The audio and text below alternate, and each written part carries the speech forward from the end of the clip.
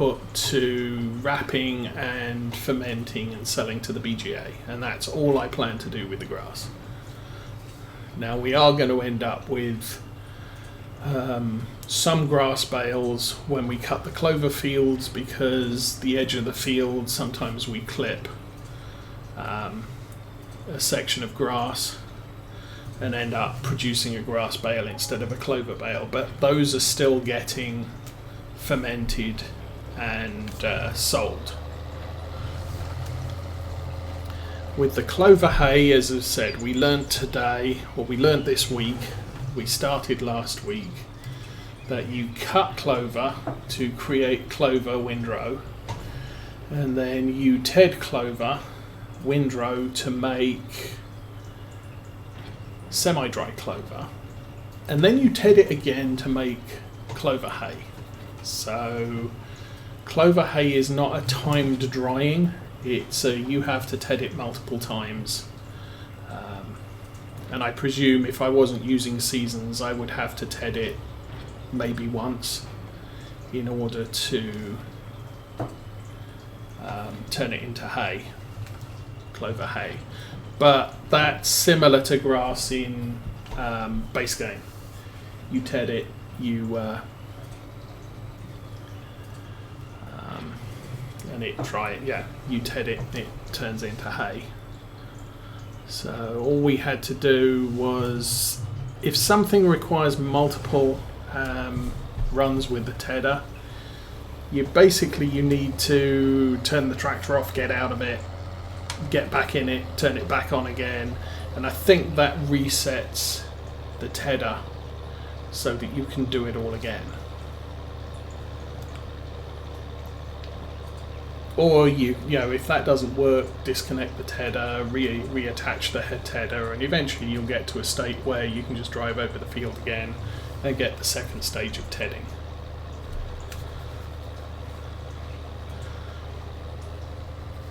What we haven't discovered yet is if clover has any what's the word for it? Decay properties. So we have currently some regular clover bales, some inside, some outside, and some loose clover inside and outside, and I've done the same with loose clover hay so far. We've got some inside and some outside, and we're going to see if they decay or not. If they don't decay, then we can still, all is not lost. I can still feed the sheep clover during the winter, and I'm kind of hoping that at least clover bales stored inside don't rot, because then we can use them for feed purposes over the winter, which at the moment we're relying on grass,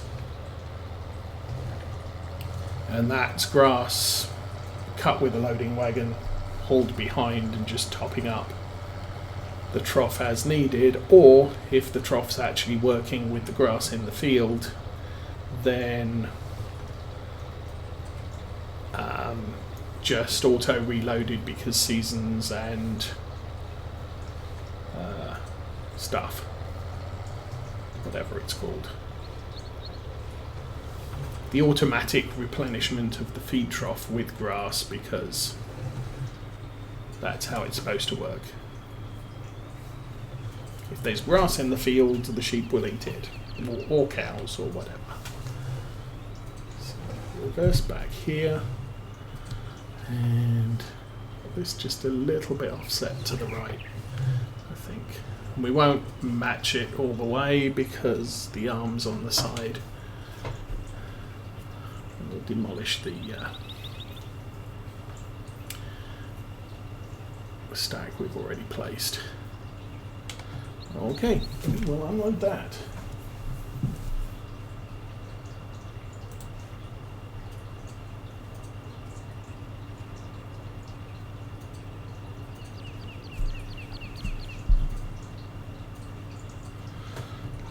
A little bit more forwards and put that down. So this probably isn't the best tractor for doing this task, since it's one of our slower ones. Can't remember how the horsepower compares to the JCB. The JCB doesn't have any engine options. This one did.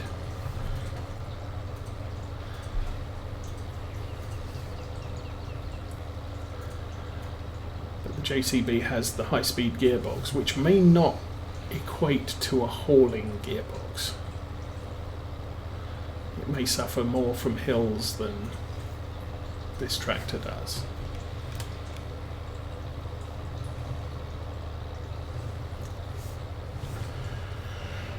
But anyway, that's 28. So we've got 2 more full trailers and a partial.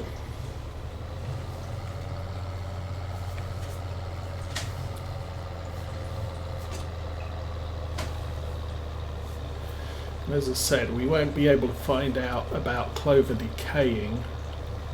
I can probably test the base Clover bales and loose, but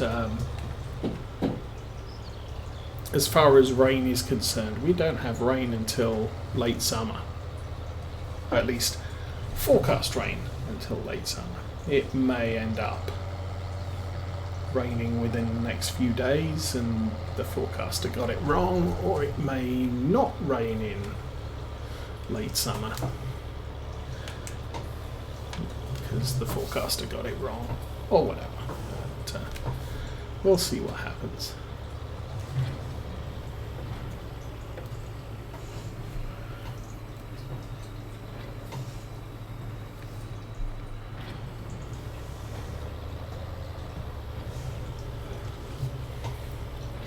But if Clover doesn't rot, then obviously it's a much better feed for the winter than grass is, because grass rots, so you only get grass for the first 2 days of winter. If you've cut it at the end of fall. And if you cut and wrap it, it won't ferment into silage for a quarter of a season, or a third of a season. So in our case, we would, if we wrapped Clover in the evening of the last day of fall, then we could still use that wrapped, or yeah, if we were doing grass, if we cut the grass and wrapped it right at the end of late fall, then that bale would be available for use as grass until sort of afternoon of the 3rd day of winter, which leaves us with no grass through days 4 to 9. So not exactly ideal, but like I said, if Clover does not rot, then we never need to rely on grass to feed our sheep. If we happen to have grass hay bales or grass silage bales, then we can make use of them, but it's not something we're specifically looking to make. I think we're making, even with the Clover, we're making far more silage, Clover silage, than we need. So we'll probably end up selling that as well, so at least some of that as well. Okay, one more bale. Would be that one there. So what have we done? 30, 42.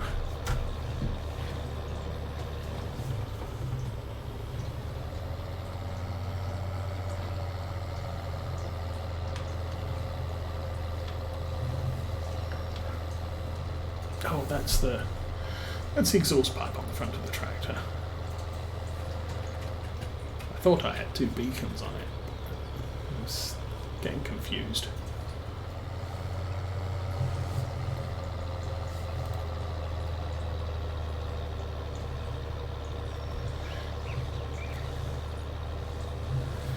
Anyway, quick rundown. What are we at? We're at just gone 11 o'clock real time. 10 o'clock in the morning game time, so we've still got a lot of this day. Obviously, first thing I need to do is to put away the bales that we've already made and transported. I'm intentionally taking that corner wide so I don't drag the trailer across the crop. Unfortunately, I keep crashing into the tree, which not exactly ideal.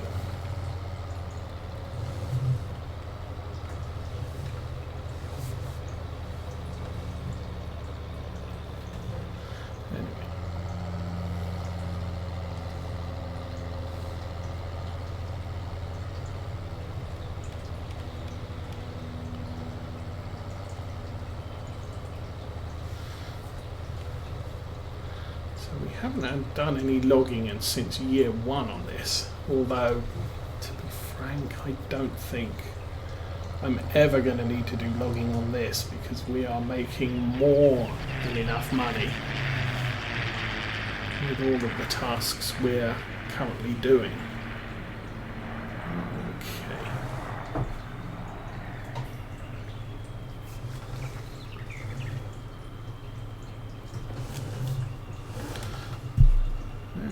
Not going to worry too much about how neat this is.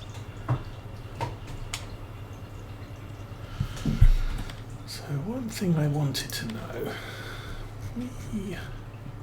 So the JCB is 235, the Puma is 26. So the Puma does have some form of upgraded engine, I believe. That button there should unload. And off we go. Okay, maybe not.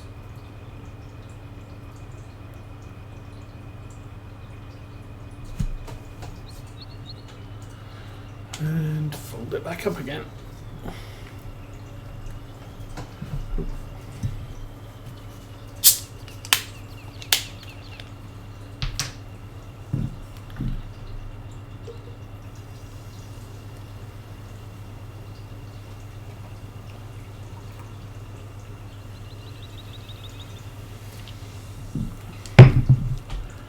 Alright, let's get back to the field again.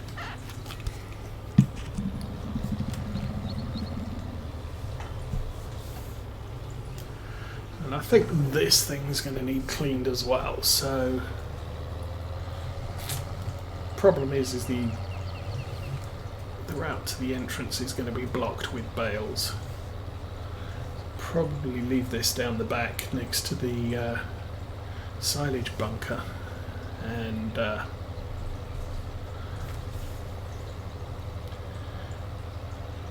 get the bales stored away before we clean everything off and figure out what the next job's going to be.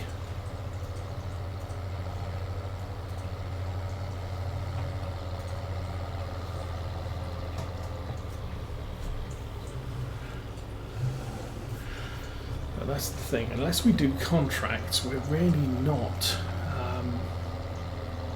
don't have an awful lot to do on the farm now until guessing late summer when some of our crops start maturing.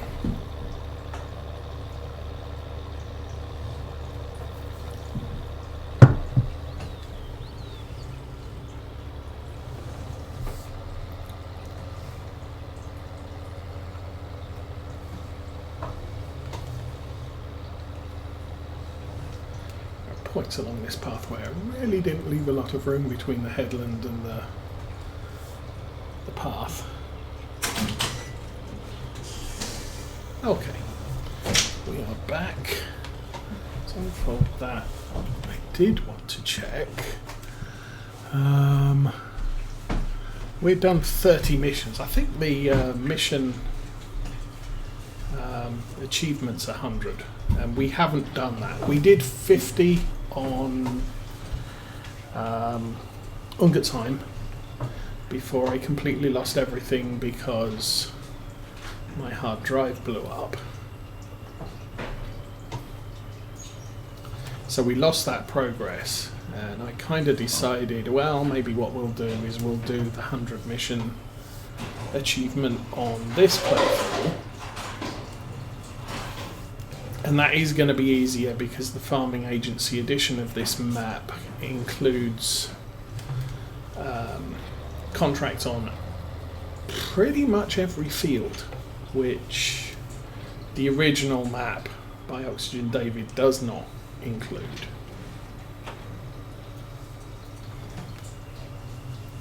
Oh, there's a hay bale.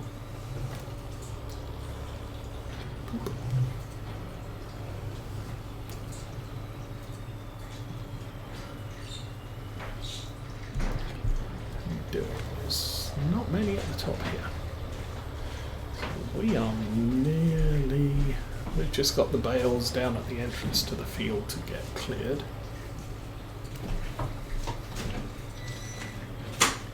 We'll be done.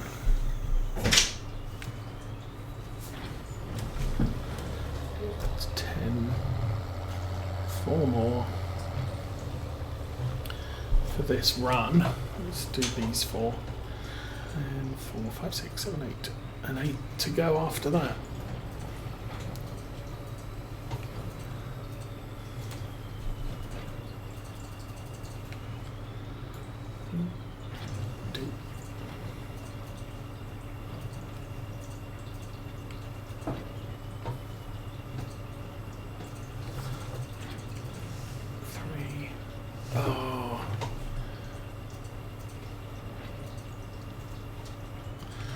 Catch that quite right, but the auto load works anyway, so yeah.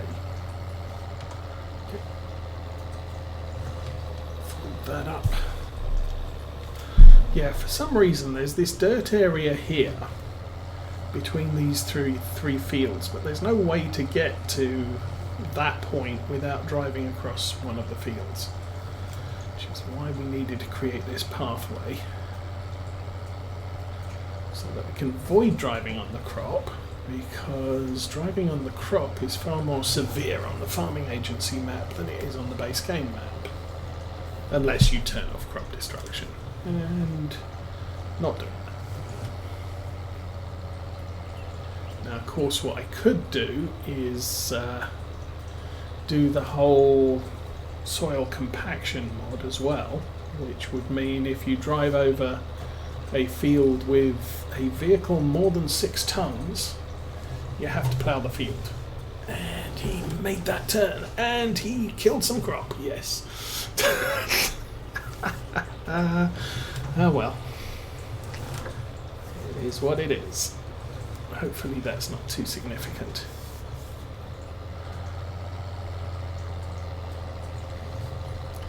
Of course, well, I don't know. Definitely want a telehandler, and I think we will buy that with the proceeds from the silage. So I think just at the BGA at the moment, I've probably got about £60,000 worth of silage, and we still have a sizable amount of silage in the lower yard. Well, and we've got that bale there as well, because I didn't have anywhere better to put it. Okay, let's plant this on this side, because that'll completely block off the entrance. Said we have 8 more, so we're good.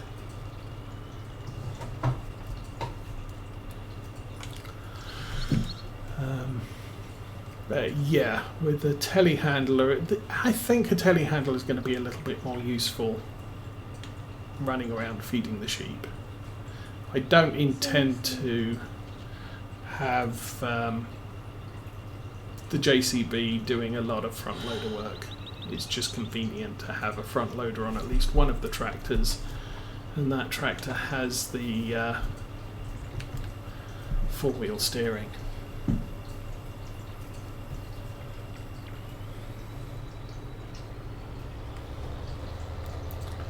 Anyway, 8 more bales to get, and I'll park this down at the end there briefly.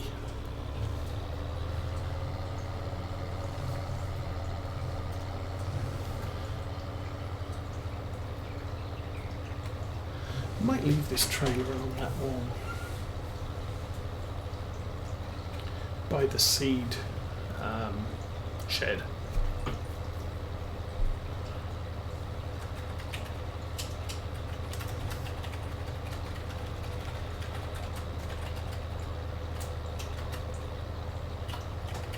Oh, traffic. Wow.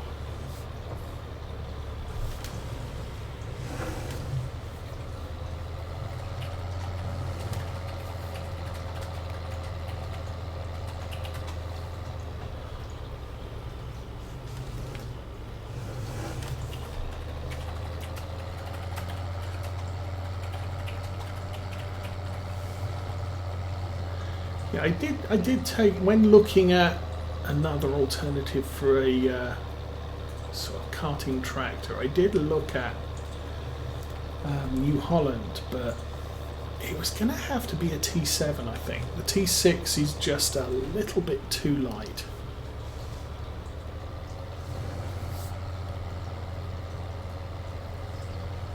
I believe. Look at that, because that has me wondering again.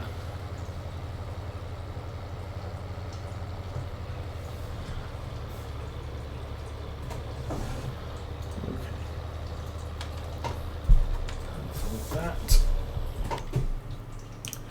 tractor medium, yeah, T6 is 125 to 175, and I definitely need tractors in the 200 horsepower range. So we would have to look at the T7 at that point. And I mean, selling the Lindner and the Fendt. The Fendt was worth about 130,000. The Lindner was worth about 90. So we did get 220, and the JCB was, I think, about 180, 190. So we did have some money left over from that. But that immediately went on the windrower. So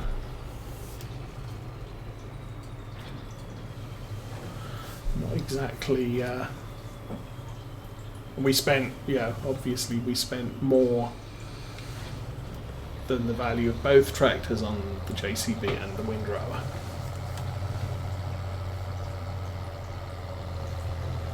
I think that's okay, because I did knock off a couple of fertilizer contracts which covered that, and again leaves the bank balance just where I get to feel comfortable about it. Okay, we are done. Let's lift that up. Let's lift that up.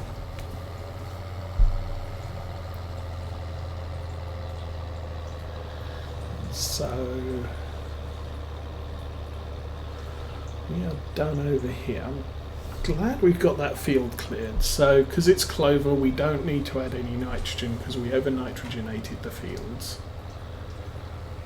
Which does mean potentially next time we do the Clover harvest, we'll actually end up with more Clover yield than we got this time round.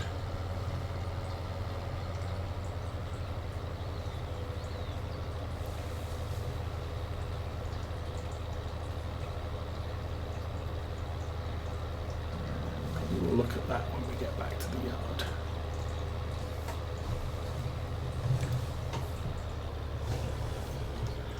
And that was a better turn. We didn't end up killing acres of cereals.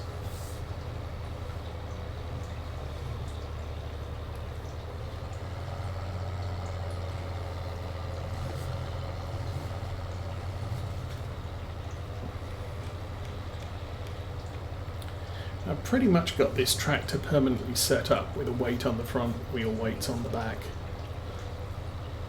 Because it is my main ploughing tractor. The JCB, I just went with standard wheels.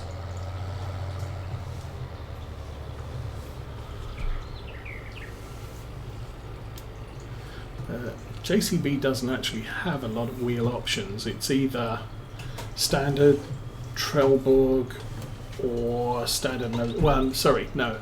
Trelleborg or Nokian are the only two options you have. And then with the Trelleborg, you get narrow, standard, wide, doubles.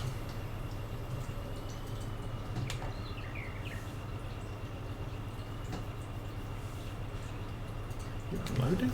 There we go. Little bit of delay on that because it's only a partial load.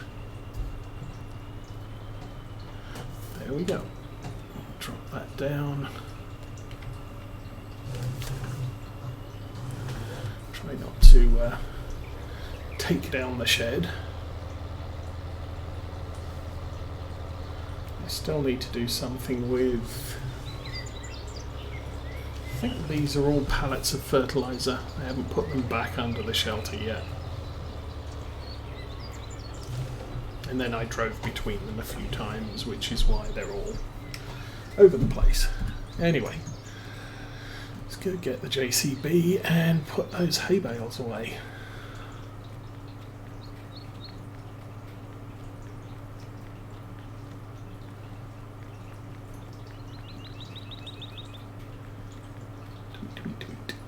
Okay, JCB, hi dude.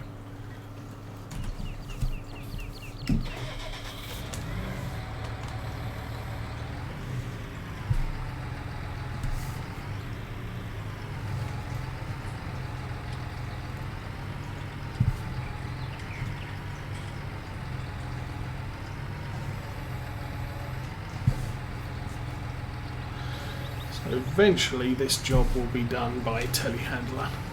But for right now, we have one front loader vehicle, and that would be this JCB. So we'll do with what we have for now.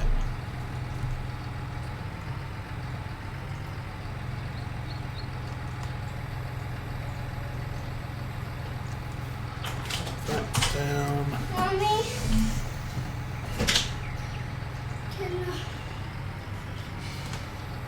since yesterday we didn't have enough time to go to the trampoline, can we go now?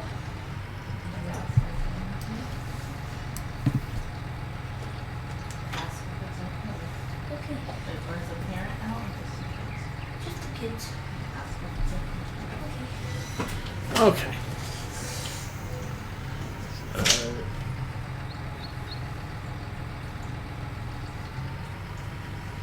Still take this carefully because it's probably more than this tractor really should carry on a front loader arms, but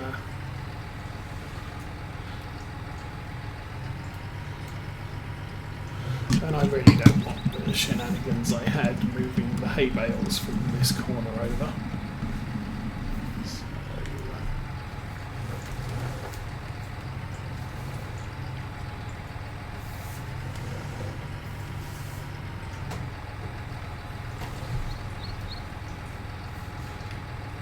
Into the camera control, there it is.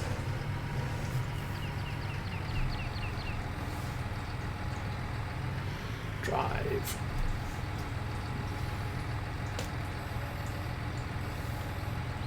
Oops. Okay, extract the additional prongs and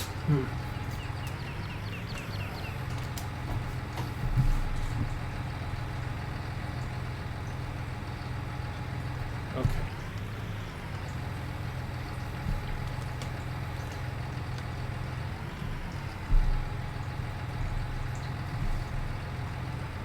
It's very, very gently.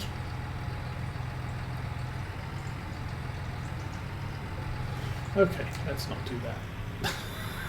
I don't think that's going to work.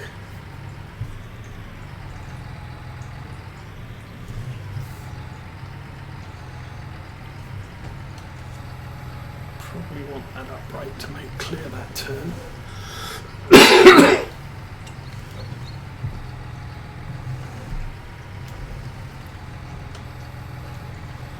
I'm not noticing any difference in manoeuvrability between this tractor